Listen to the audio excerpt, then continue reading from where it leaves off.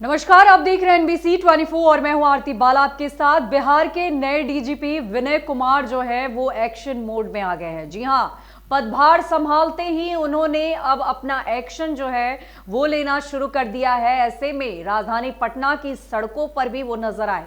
किस कदर क्या कुछ हुआ और इस दौरान किस तरह से उन्होंने अपना एक्शन लेना शुरू कर दिया है, ये सब कुछ इस वीडियो से समझिए। बता दें आपको कि बिहार के डीजीपी विनय कुमार ने रविवार की रात राजधानी पटना की सड़कों पर गश्त की और सुरक्षा व्यवस्था का जायजा लिया।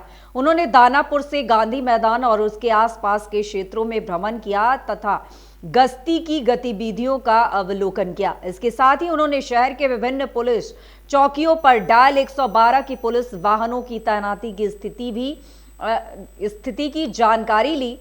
सोमवार को प्राप्त जानकारी के अनुसार डीजीपी विनय कुमार ने अपनी जिम्मेदारियां संभालने के बाद रविवार की रात 3 बजे तक पूरे शहर का दौरा किया और स्थिति की जानकारी ली। इस दौरान उनके साथ कोई अन्य पुलिस अधिकारी उपस्थित नहीं थे।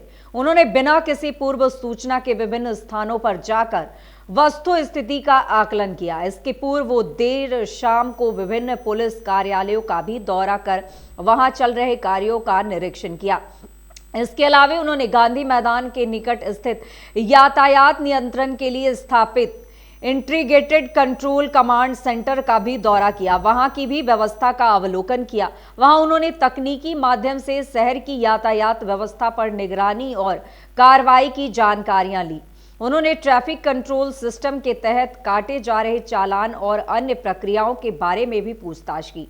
डीजीपी ने यह भी बताया कि वो भविष्य में भी बिना किसी औपचारिकता के निरीक्षण करते रहेंगे।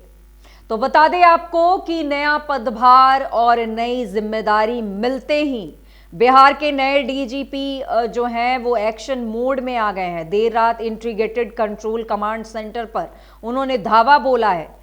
चेन छिनतई करने वालों की अब खैर नहीं होगी। बिहार के डीजीपी विनय कुमार ने रविवार की देर रात राजधानी पटना की सड़कों पर अचानक छापा मारा। उन्होंने दानापुर से गांधी मैदान तक के इलाकों में गहन गश्ती की और पुलिस की कार्यप्रणाली का भी जायजा लिया है।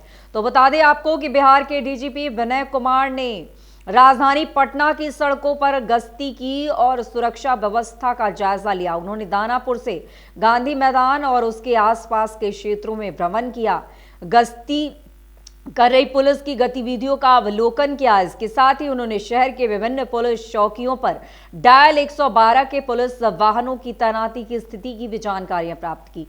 सोमवार को प्राप्त जानकारी के अनुसार डीजीपी विनय कुमार ने अपनी जिम्मेदारियां संभालने के बाद रविवार की रात 3 बजे तक पूरे शहर का दौरा किया और स्थिति की जानकारी ली। इस दौरान उनके साथ कोई अन्य पुलिस अधिकारी उपस्थित नहीं थे। उन्होंने बिना किसी अन्य सूचना के विभिन्न स्थानों पर जाकर वस्तु स्थिति का आकलन भी किया। इससे पूर्व वो देर शाम को विभिन्न पुलिस कार्यालयों का भी दौरा किया और वहां चल रहे कार्यों का निरीक्षण किया। इसके अलावा उन्होंने गांधी मैदान के निकट स्थित यातायात नियंत्रण के लिए स्थापित इंटीग्रेटेड कंट्रोल कमांड सेंटर का भी दौरा किया और वहां की व्यवस्था का अवलोकन किया। उन्होंने तकनीकी माध्यम से शहर की यातायात व्यवस्था पर निगरानी और कार्रवाई की जानकारी ली। ट्रैफिक कंट्रोल सिस्टम के तहत काटे जा रहे चालान और अन्य प्रक्रिया के बारे में भी पूछताछ की। तो बता दें आपको कि डीजीपी ने साफ तौर पर कहा है कि इस तरह की औचक निरीक्षण अगर बात की जाए तो ऐसा हमेशा होता रहेगा और ये अचानक ही होगा, ताकि इस तरह के करप्शन के सभी मामले जो है जिस तरह से उजागर होते रहे उसकी सच्चाइयां धरातल पर सामने नजर आएगी।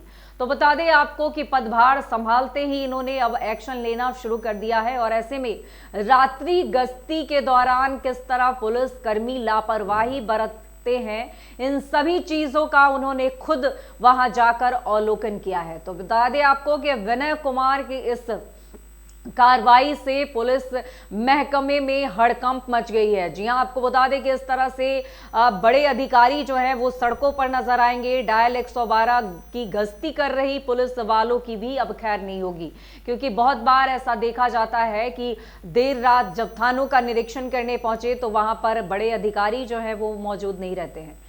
तो ऐसे में अब इतनी लापरवाही बरतने वालों की खैर नहीं होगी। जिस तरह से डीजीपी ने अपना पदभार संभाला और ऐसे में शुरुआती दौर में ही उनका एक्शन जो है वो साफ तौर पर नजर आ रहा है। तो ऐसे में लापरवाही बरतने वालों की अब खैर नहीं होगी। ऐसे लोग अब थोड़े अलर्ट मोड में आ जाएं, क्योंकि राजधानी पटना में अब लोग जो हैं इस तरह की गतिविधियां करते नजर नहीं आएंगे, क्योंकि बड़े पैमाने पर ऐसे मामले उजागर हुए हैं कि देर रात जब लोग वहां पहुंचे हैं तो वहां पर कोई उनकी शिकायत सुनने वाला नहीं है, कोई उनकी गुहार सुनने वाला नहीं है। तो अब ऐसे चीज़ें जो है आने वाले दिनों में उम्मीद की जा रही है कि ऐसी चीज़ें अब नहीं होंगी, क्योंकि अब कमान जो है किसी सख्त इंसान के हाथों में आ गई है और ऐसे में विधि व्यवस्था को सुधारने की जिम्मेदारी अब इन्हीं पर है। तो फिलहाल तमाम ऐसी खबरों से अपडेट रहने के लिए देखते रहें NBC 24।